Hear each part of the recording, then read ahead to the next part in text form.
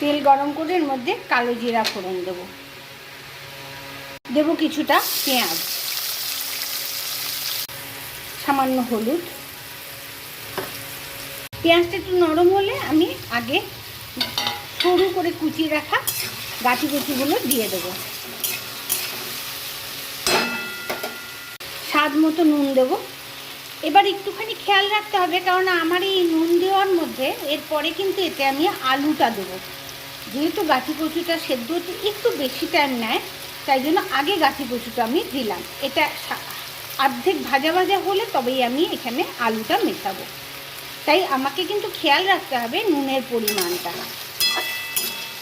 এবার আমি এটাকে কিছুক্ষণ ঢাকা দিয়ে ভাজবো।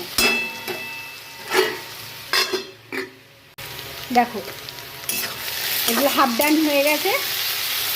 এবার আমি এতে আলুগুলো অ্যাড করব।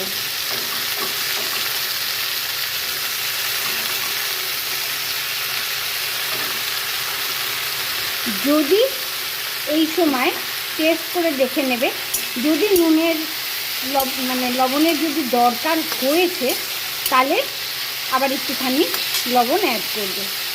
আমি এর মধ্যে আরেকটা জিনিস দেবো, সেটা হচ্ছে লঙ্কা আর রসুন থেতো করা।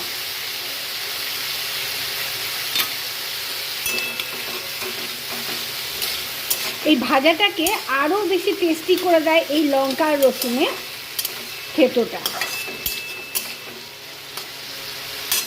আমি সামান্য একটুখানি নুন আরও দেবো, আরও ঢাকা দিয়ে বেশ কিছুক্ষণ রান্না হতে দেবো।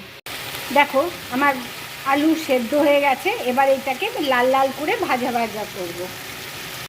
এই ভাজাতে না আমি সামান্য ভিনিগার ব্যবহার করি। একটু টক ঝাল মিষ্টি হলে আমাদের ভীষণ ভাল লাগে, খেতে ভীষণ টেস্টি হয়, তাই জন্য।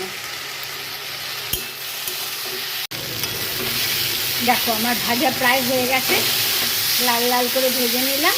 এবার আমি নামাবো। তৈরি হয়ে গেল আমার গাঁঠি কচু আলু ভাজা। আশা করি তোমাদের ভালো লেগেছে। যদি ভালো লাগে তাহলে লাইক শেয়ার কমেন্ট কিন্তু করো আমাকে। তাহলে আমি আজ আসি।